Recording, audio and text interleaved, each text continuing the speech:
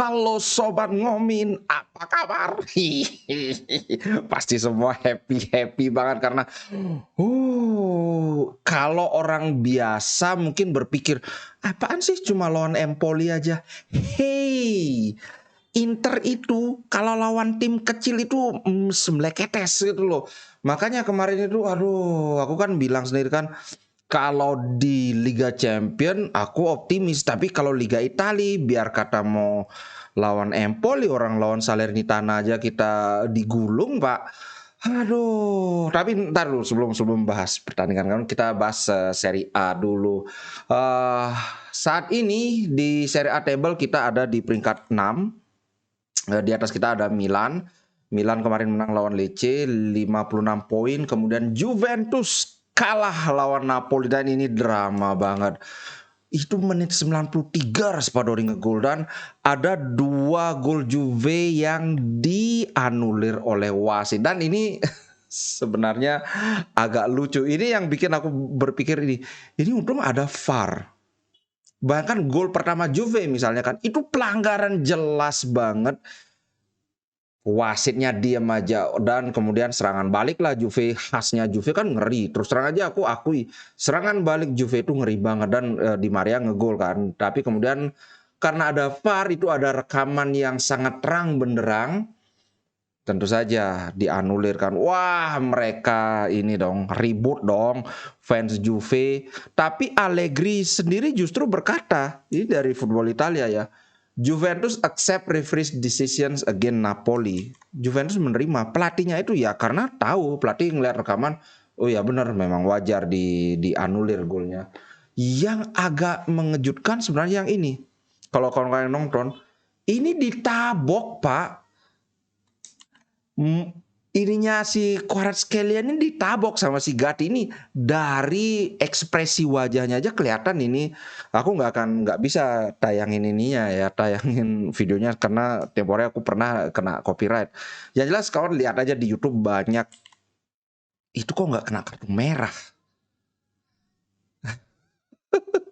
Tapi ya yang penting Juve udah kalah dan kalahnya di menit 93 ya sangat menyenangkan lah. Inter menang, Juve kalah, sayang Milan menang ya. Coba Milan kalah, wah sempurna sudah. Tapi ya gimana lagi. Ngomong-ngomong, Juventus ternyata 3 pertandingan berturut-turut mereka kalah. Kalau Inter ya at least kita seri kalah sekarang menang. Walaupun ya kita itu ngomong-ngomong selisih 5 poin dengan Juventus loh. Juventus itu 59, kita 54. Jadi kalau kita mau menyalip Juventus, kita harus menang 2 kali sementara Juve kalah 2 kali. Menurutku ini masih sangat bisa dilakukan ya. Oke, sekarang kita bahas Inter. Yang pertama soal Ambrosio nih. Wih, Ambrosio ketika lawan Benfica, begitu Ambrosio masuk hancur. Sebenarnya bukan Ambrosio saja sih yang bikin kita hancur, tapi ya memang kelihatan banget rapuh sekali. Terus terang aja Ambrosio ini kan sebenarnya pemain yang sudah agak tua, kemudian dia juga baru habis cedera dan itu pun sebenarnya belum pulih benar cederanya. Tapi kemarin Ambrosio menurutku main cukup bagus. Kalau kawan-kawan lihat di SofaScore, dia dapat nilai solid 7,4. Dia punya komentar yang menarik. Selalu ada alasan untuk menyerang Inter. Karena kalau dipikir-pikir benar ya. Kayaknya di antara klub-klub Italia, Inter yang paling sering kena serangan. Ini bukan kena serangan wasit ya, maksudnya kritikan, kemudian kecaman. Kan ada kesan kecaman ini maksudnya kecaman oleh media, kecaman oleh fans-fans sepak bola juga. Maksudnya selain fans Inter. Dibandingkan dengan Milan, dibandingkan dengan Roma, mungkin Juve juga ya. Ini Ambrosio bilang selalu ada alasan. Bahkan Inter ini paling sering entah itu manajemennya, entah itu pelatihnya, entah itu tim secara keseluruhan. Dan terus terang benar, bahkan dari fans sendiri juga banyak banget yang menyerang. Contohnya pertandingan kemarin. Kalau kawan-kawan lihat di grup-grup Facebook Inter ini yang bikin aku makanya agak males juga ya. Di babak pertama memang kita akan bahas nanti lebih lanjut, tapi di babak pertama memang Inter mainnya agak kurang bagus ya. banyak banget yang nyerang. Waduh, Brozo ini jelek banget, ganti aja. Lukaku ini benar-benar berat nggak karuan. Padahal akhirnya Lukaku 2 gol. Kemudian Brozovic assist. Walaupun memang benar di babak pertama Brozo ada beberapa kali kesalahan, tapi ya masa segitunya. Ini kan tim yang harusnya kita dukung gitu loh. Kritik walaupun mengkritik ya sewajarnya aja. Aduh Brozovic kok gini mainnya ya. Itu aja kan cukup. Ketimbang kan beda banget tone-nya dengan wah pemain sampah. Ini sudah kayak males main, udah jual aja, kasih di bangku cadangan abadi aja kayak. Belum lagi serangan-serangan terhadap Inzaghi. Ini sih apa lebay sih menurutku. Kemudian D'Ambrosio sebagai pemain yang mungkin salah satu pemain paling veteran di Inter, ini sudah 10 tahun loh dia di Inter. Dia bilang bahwa kan ditanya bagaimana tentang strikers, dia bilang bahwa striker Inter itu sangat penting walaupun mereka tidak mencetak gol. Karena Inter biasanya pemainnya itu pemain pekerja keras. Terutama ini bisa kita lihat di Lautaro Martinez. Walaupun ini yang aku bilang beberapa pertandingan terakhir Lautaro Martinez itu jelek mainnya. Karena biasanya kelebihan Lautaro Martinez dia selalu membuka ruang, dia selalu sangat aktif melakukan pressing. Makanya walaupun dia nggak ngegol, tapi kita bisa melihat peran nyata dia itu di lapangan. Tapi beberapa pertandingan memang itu nggak kelihatan. Syukurnya lawan Benfica sudah membaik. Kemudian kemarin juga pecah telur lagi. Orang telurnya udah pecah kok pecah telur lagi ya. Anyway, Lautaro main bagus dan bener. Striker itu ya penting. Kalau nggak ada striker, kalau gelandang dipaksain jadi striker ya malah hancur juga kan permainannya. Kemudian komentar Lukaku di gimana? Kamu ingin bertahan nggak di Inter musim depan? Dia bilang kan, ya, tapi itu masalah kalian buat buat apa ya? Buat menggoreng itu yang jelas aku ingin memberikan yang terbaik di setiap pertandingan gitu aja sih dia. Karena ya secara bagaimanapun secara teknis dia itu adalah punyanya Chelsea. Sekarang kita cuma minjem.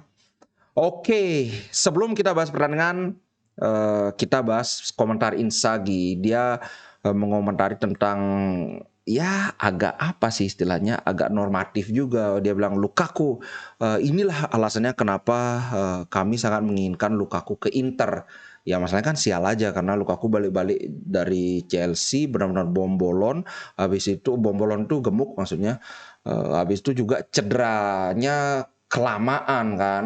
Tapi kalau kita lihat penampilan Lukaku kemarin, inilah khas Lukaku terutama gol kedua terutama. Bagaimana dia dengan kecepatannya dengan teknik yang ya cukup bagus bisa mengecoh pemain lawan kan. Dia bilang Lukaku dan Ambrosio. Yang menarik adalah Inzaghi ada komentar begini nih. Sekarang semua pemain bertahan kami tersedia, ini bagus. Jadi lebih mudah bagiku untuk melakukan rotasi pemain. Aneh loh. Kenapa aku bilang aneh? Skriniar kan masih cedera. Tapi kenapa dia kok bilang sekarang ketika semua pemain bertahan telah tersedia, lebih mudah bagiku. Menurut kawan-kawan apa maksudnya ini? Anjay. Oke, udah itu intermezzo aja. Sekarang kita bahas soal pertandingan kemarin. Kita sama-sama tahu di babak pertama mainnya jelek banget. Terlalu slow. Sirkulasi bola itu terlalu lambat. Ini yang aku bilang, ini terkait juga dengan penampilan Lukaku. Kalau kawan-kawan ingat, gimana Vieri pernah berkomentar bahwa Lukaku ini adalah tipe striker seperti saya. Dia tuh harus bermain 90 menit. Mungkin bisa satu babak itu dia benar-benar menghilang dari lapangan sedang menyesuaikan diri dengan pertandingan, tapi kemudian di babak kedua dia baru menemukan ritmenya. Nah, itulah yang terjadi. Di babak pertama kan hancur semua. Lukaku apalagi makanya banyak yang banyak yang maki-maki Lukaku kan, tapi di babak kedua kita lihat sendiri bagaimana Lukaku menggila, Pak. Tidak bisa dihentikan. Benar-benar sprint adu body semua di ini, dan Lukaku itu 2 gol 1 assist, nggak bisa dibantah lagi man of the match. Kemudian Lautaro masuk sempurna banget, baru masuk udah ngegol kan. Cuman yang jadi pemikiranku adalah begini, Brozovic Ini seperti penampilan Brozovic lawan Benfica di leg pertama. Dia banyak sekali melakukan salah umpan. Itu Brozovic. Kemudian Lukaku. Lukaku main 90 menit, sedangkan lagi 3 hari kita akan bermain lawan Juventus. Aduh, aku justru nanya kenapa kok nggak Lukaku diganti aja, Zeko mainin gitu. Kecuali kalau misalnya lawan Juventus ya Zeko yang jadi starter kan. Tapi kan kita lihat sendiri kualitas Zeko dengan Lukaku sekarang ya sudah kelihatan dari segi fisikalitas segala macam kan. Nah ini kemudian catatan penting untuk Belanova. Belanova akhirnya kita melihat Belanova jadi starter. Ini kayaknya kali kedua atau kali ketiga ya dia start. Menurutku cukup bagus di SofaScore, dia dapat nilai yang cukup tinggi 7,4, lebih tinggi dari Gosens. Gosens cuma 6,4. Seperti yang aku bilang kemarin, Belanova oke, dia punya speed, crossingnya ya oke, lumayan. Cuman yang aku lihat masih kurang benar-benar positioning dia, terutama ketika Inter yang pegang bola. Jadi bagaimana dia mengisi celah yang harusnya diisi, dan juga kadang-kadang pada saat kita bertahan itu kayak kebingungan dia mau kemana. Nah mungkin dalam hal ini dia masih kalah banget sama Dumfries. Tapi kalau misalnya Belanova diberi kesempatan, aku yakin mulai musim depan atau 2 musim lagi dia bisa jadi wingback yang mungkin 2 level di atas dia yang sekarang. Cuman masalahnya adalah tim besar biasanya tidak punya cukup waktu untuk menunggu kayak gini. Ini bukan sekedar menunggu kan, menunggu sambil diberi kesempatan bermain.